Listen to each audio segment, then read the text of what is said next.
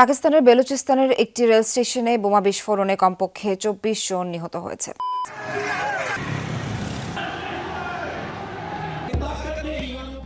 পাকিস্তান যতবারই খবরে আসে ততবারই তারা কোনো না কোনো খারাপ কিছুর জন্য খবরে আসে। কখনো সেখানে সরকারের পতন ঘটছে, The resolution for vote of no confidence against Mr. Imran Khan. কখনো তাদের দেশ দেউলিয়া হয়ে যাচ্ছে।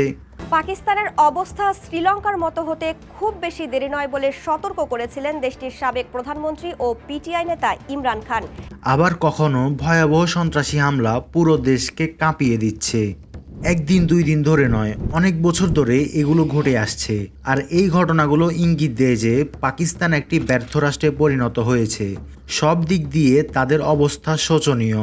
যেমন পাকিস্তানের একজন প্রধানমন্ত্রীও তার পুরো মেয়াদ শেষ করতে পারে না, এর আগেই কোনো না কোনোভাবে তাকে ক্ষমতা থেকে সরিয়ে দেওয়া হয়। অর্থনৈতিকভাবেও পাকিস্তান লাইফ সাপোর্টে আছে। তাদের রিজার্ভ নেমে এসেছে মাত্র $10 বিলিয়ন, যার ফলে তারা কয়েক মাস পরপরই দেউলিয়া হয়ে যাওয়ার আশঙ্কায় পড়ে। আর দেউলিয়া হয়ে যাওয়া থেকে বাঁচতে তাদের বারবার IMF এর কাছে যেতে হয়। এ পর্যন্ত IMF তাদের 13 বার ঋণ দিয়েছে। শুধু IMF নয়, ঋণের জন্য পাকিস্তানকে বারবার সৌদি আরবের মতো বন্ধু রাষ্ট্রগুলোর কাছেও হাত পাততে হয়েছে। মাথাপিছু আয়, শিক্ষা, চিকিৎসা এই সব কিছুর দিক দিয়ে পাকিস্তান তার দুই প্রতিবেশী দেশ ভারত ও বাংলাদেশের চেয়ে অনেক পিছিয়ে পড়েছে। অথচ কয়েক যুগ আগেও অবস্থা ছিল এর পুরো উল্টো। 80-র দশকের পাকিস্তান ছিল অর্থনীতির জন্য রোল মডেল। তখন মাথাপিছু আয়ের দিক দিয়ে পাকিস্তান বাংলাদেশ ও ভারতের চেয়ে অনেক এগিয়ে ছিল। মনে করা হচ্ছিল এই অঞ্চলে ভারতের প্রভাব মোকাবেলা করার জন্য পাকিস্তান একটি সম্পদে পরিণত হবে। কিন্তু এর কিছুই হয়নি। কয়েক যুগের ব্যবধানে পাকিস্তান পরিণত হয়েছে একটি বিদেশি ঋণ নির্ভর দেশে। পাকিস্তানের আজকের এই অবস্থার জন্য দায়ী হলো তাদের শাসক শ্রেণী। मैं शहबाज शरीफ हूँ, खताकार इंसान हूँ, उस मालिक से दिन रात माफ़ी मांगता हूँ, लेकिन आपसे गलत बयानी नहीं करूँगा। বছরের পর বছর তাদের দুর্নীতি আর অদক্ষতার কারণে আজকে পাকিস্তান খাদের কিনারায় এসে দাঁড়িয়েছে। পাকিস্তানের এই শাসক শ্রেণী কয়েকটি ভাগে বিভক্ত, যার প্রথমটি হলো তাদের রাজনৈতিক দল। বাংলাদেশের মতো পাকিস্তানেও দুইটি মূল রাজনৈতিক দল রয়েছে, যাদেরকে নিয়ন্ত্রণ করে দুইটি পরিবার। একটি হলো ভুট্টো পরিবারের পাকিস্তান পিপলস পার্টি বা PPP, এবং আরেকটি হলো শরীফ পরিবারের পাকিস্তান মুসলিম লীগ নেওয়াজ বা PMLN। আর PMLN এর শেহবাজ শরীফই হলো বর্তমানে পাকিস্তানের প্রধানমন্ত্রী। এদের বাইরেও পাকিস্তানে অনেক বড় বড় ব্যবসায়ী পরিবার রয়েছে, যারা প্রত্যক্ষ বা পরোক্ষভাবে পাকিস্তানের রাজনীতির সাথে যুক্ত। তবে এদের কারো কাছেই পাকিস্তানের মূল ক্ষমতা নেই। পাকিস্তানের মূল ক্ষমতা যাদের আছে তারা কোনো রাজনৈতিক দল না, তারা হলো পাকিস্তানের সেনাবাহিনী। Whatever form of warfare is applied against us, our retribution will be sharp and painful, and we will certainly strike back far and deep. পাকিস্তানে আর্মির কথার উপর আর কারো কথা চলে না। পাকিস্তানে এ পর্যন্ত 3টি সেনা অভ্যুত্থান হয়েছে এবং 33 বছর পাকিস্তান সামরিক শাসনের অধীনে ছিল।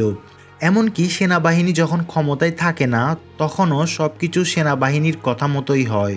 পাকিস্তানের বড় বড় রাজনৈতিক দলগুলোকেও আর্মির মন জুগিয়ে চলতে হয়। আর আর্মির কথা না শুনলে কি পরিণাম হয় তার সবচেয়ে বড় উদাহরণ ছিল ইমরান খান, যাকে 2022 সালে ক্ষমতা থেকে ছুঁড়ে ফেলা হয়। কারণ তখন ইমরান খান চাইছিল পাকিস্তানকে আমেরিকা থেকে দূরে সরিয়ে চীন এবং রাশিয়ার দিকে নিয়ে যেতে। রাশিয়া যখন ইউক্রেনের বিরুদ্ধে যুদ্ধ ঘোষণা করেছিল, তার কয়েক ঘন্টা পর ইমরান খান রাশিয়ার প্রেসিডেন্ট ভ্লাদিমির পুতিনের সাথে দেখা করেন। এর বাইরেও ইমরান খান অনেকবার আমেরিকার সমালোচনা করেছিলেন। हम आपके सामने क्या हैं?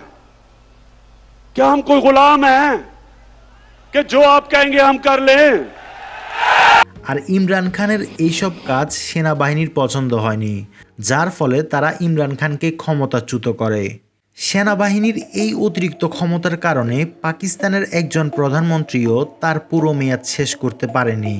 আর এত ঘন ঘন সরকার পতনের ফলে দেশটিতে বারবার রাজনৈতিক অস্থিরতার সৃষ্টি হয়। আর একটি দেশের রাজনৈতিক অস্থিরতার সৃষ্টি হলে বিদেশিরা সেখানে বিনিয়োগ করবে না, আর বিদেশি বিনিয়োগ ছাড়া একটি দেশ কখনোই উঠে দাঁড়াতে পারবে না। শুধু রাজনৈতিক হস্তক্ষেপ নয়, পাকিস্তানের অর্থনীতিতেও সেনাবাহিনীর ব্যাপক নিয়ন্ত্রণ রয়েছে। প্রতি বছর পাকিস্তানের বাজেটের খুব বড় একটা অংশ চলে যায় সেনাবাহিনীর কাছে।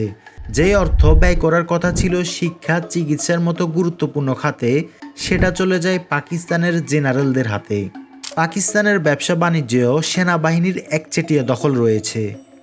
যদিও ব্যবসা করা খারাপ কিছু না, কিন্তু সেনাবাহিনী নিয়ন্ত্রিত ব্যবসাগুলো অনেকগুলো অবৈধ সুবিধা পায়। যেমন সেনাবাহিনী চাইলেই ব্যবসা করার জন্য জমি পায়, খুব অল্প দামে বিদ্যুৎ ও গ্যাস পায় এবং তাদের ব্যবসাগুলোতে সরকার অনেক ভর্তুকি দেয়।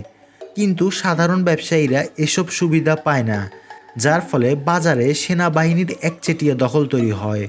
Forgy Cement, your trusted partner. Barley porridge by Forgy Cereals.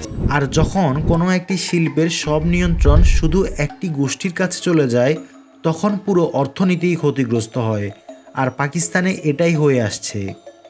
সেনাবাহিনী নিয়ন্ত্রিত এই ব্যবসাগুলো কোনো ট্যাক্স দেয় না, যার ফলে ট্যাক্সের সব বোঝা গিয়ে পড়ে সাধারণ মানুষের উপর। পাকিস্তানে সেনাবাহিনী কিভাবে এত ক্ষমতাধর হয়ে উঠল তা বুঝতে হলে আমাদের ফিরে যেতে হবে দেশটির জন্মের পরের সময়টাতে। 14 अगस्त 1947 ये रेडियो पाकिस्तान लाहौर है। आपको पाकिस्तान मुबारक। পাকিস্তান স্বাধীনতার এক বছর পরেই অর্থাৎ 1948 সালে দেশটির প্রতিষ্ঠাতা মোহাম্মদ আলী জিন্নাহ মারা যায়। আবার 3 বছর পরেই দেশটির আরেকজন গুরুত্বপূর্ণ নেতা ও তখনকার প্রধানমন্ত্রী লিয়াকত আলী খানেরও মৃত্যু হয়। এত অল্প সময়ে এত বড় দুইজন নেতার মৃত্যুর ফলে পাকিস্তানে নেতৃত্ব শূন্যতার সৃষ্টি হয়। আবার ওই সময়ে পাকিস্তান ভারতের সাথে কাশ্মীর নিয়ে যুদ্ধে জড়ায়, যার ফলে দেশটির সেনাবাহিনী দেশটির খুবই গুরুত্বপূর্ণ প্রতিষ্ঠানে পরিণত হয়। আর সেনাবাহিনী তখনকার রাজনৈতিক নেতাদের সিদ্ধান্ত নিয়ে খুশি ছিল না, তাই তারা দেশটির গুরুত্বপূর্ণ সিদ্ধান্ত নিজেরাই নিতে শুরু করে। আর সেনাবাহিনী এটা করার সুযোগ পেয়েছিল কারণ পাকিস্তানে গণতন্ত্রের শক্ত ভিত্তি ছিল না। কারণ জিন্নাহ সহ তখনকার পাকিস্তানের শীর্ষ নেতারা গণতন্ত্রের পথে হাঁটেননি, বরং তারা সব ক্ষমতাকে নিজেদের কাছে রাখতে চেয়েছিলেন, যার ফলে পাকিস্তানে কখনো গণতান্ত্রিক ধারাই সৃষ্টি হয়নি, যা ছিল পুরোপুরি ভারতের উল্টো। ভারতে জওহরলাল নেহরুর মতো নেতারা ভারতের জন্য শক্ত গণতান্ত্রিক ভিত তৈরি করেন, যার উপর তারা এখনও দাঁড়িয়ে আছে। পাকিস্তানের রাজনীতিতে সামরিক বাহিনীর প্রবেশের সর্বপ্রথম ঘটনা ঘটে 1954 সালে। তখন তৎকালীন সেনাবাহিনীর প্রধান আইয়ুব খানকে প্রতিরক্ষা মন্ত্রী হিসেবে নিয়োগ দেওয়া হয়। এই আইয়ুব খানই 1958 সালে পাকিস্তানের ক্ষমতা দখল করেন। আইয়ুব খানের ক্ষমতা দখলের মধ্য দিয়ে পাকিস্তানে সেনা শাসনের অনেক শক্ত ভিত্তি তৈরি হয়। ক্ষমতায় এসে আইয়ুব খান পুরো পাকিস্তানের অর্থনীতিকে 22টি প্রভাবশালী পরিবারের হাতে তুলে দেন। এই পরিবারগুলো অসংখ্য অর্থনৈতিক সুবিধা পেতে থাকে, যার ফলে দেশের বেশিরভাগ সম্পদ তাদের হাতে গিয়ে জমা হয়। আর এখনও এই পরিবারগুলোই পাকিস্তানের অর্থনীতি নিয়ন্ত্রণ করে। পাকিস্তানের সেনাবাহিনীর এত বেশি ক্ষমতা থাকার আরেকটি কারণ হলো তারা পাকিস্তানে খুবই জনপ্রিয়, যার ফলে সেনাবাহিনী বারবার রাজনীতিতে হস্তক্ষেপ করলেও জনগণ তার খুব একটা বিরোধিতা করেনি। আর সেনাবাহিনীও প্রাণপণ চেষ্টা করে জনগণের কাছে নিজেদের হিরো হিসাবে তুলে ধরার জন্য। এই জন্য পাঠ্যপুস্তক, সরকারি টেলিভিশন চ্যানেল সহ সব জায়গায় আর্মির জয় জয়কার দেখানো হয়। যদিও এগুলোর বেশিরভাগই প্রোপাগান্ডা, কিন্তু এরপরও পাকিস্তানি সেনাবাহিনীর এত জনপ্রিয়তার যথেষ্ট কারণ রয়েছে। প্রথম কারণটি হলো নিরাপত্তা। পাকিস্তানের নিরাপত্তার জন্য আর্মি খুবই গুরুত্বপূর্ণ ভূমিকা পালন করে, কারণ পাকিস্তান এমন একটি অঞ্চলে অবস্থিত যেখানে তাদের চারপাশেই শত্রু। ভারতের সাথে তাদের শত্রুতা কাশ্মীর নিয়ে। তাদের পাশের দেশ আফগানিস্তান হলো সন্ত্রাসী তৈরির আঁতুড়ঘর। তাদের সবচেয়ে বড় অঙ্গরাজ্য বেলুচিস্তান পাকিস্তান থেকে বিচ্ছিন্ন হতে চায়। এই বেলুচিস্তানের বিচ্ছিন্নতাবাদীরা কিছুদিন পরই সন্ত্রাসী হামলা চালায়। মনে করা হয় যে পাকিস্তানের এত নিরাপত্তা ঝুঁকি মোকাবেলা করার মতো শক্তি তাদের রাজনৈতিক দলগুলোর নেই, যা আছে পাকিস্তানি সেনাবাহিনীর, কারণ তারা অনেক সুসংগঠিত। সেনাবাহিনীর এই জনপ্রিয়তার দ্বিতীয় কারণ হলো ধর্মীয়। পাকিস্তানি সেনাবাহিনী নিজেদের ইসলামের সবচেয়ে বড় রক্ষক হিসেবে উপস্থাপন করে। তারা বলে যে পাকিস্তানে ইসলামী শাসন এবং মূল্যবোধ টিকিয়ে রাখার একমাত্র ক্ষমতা আছে তাদের। আর এভাবে পাকিস্তান জড়িয়ে গিয়েছে সেনা শাসনের বেড়া জালে, যেখানে পাকিস্তানি জেনারেলরা ও তাদের পরিবার বিলাসবহুল জীবনযাপন করলেও তাদের সাধারণ জনগণের না বিশ্বাস ওঠার মতো অবস্থা। আর এই অবস্থার পরিবর্তন করতে হলে সে দেশের সেনাবাহিনীকে বেসামরিক সরকারের কাছে ক্ষমতা হস্তান্তর করতে হবে। এতে হয়তোবা সাময়িক বিশৃঙ্খলার সৃষ্টি হতে পারে, কিন্তু পাকিস্তানকে বাঁচাতে আর কোনো বিকল্প নেই।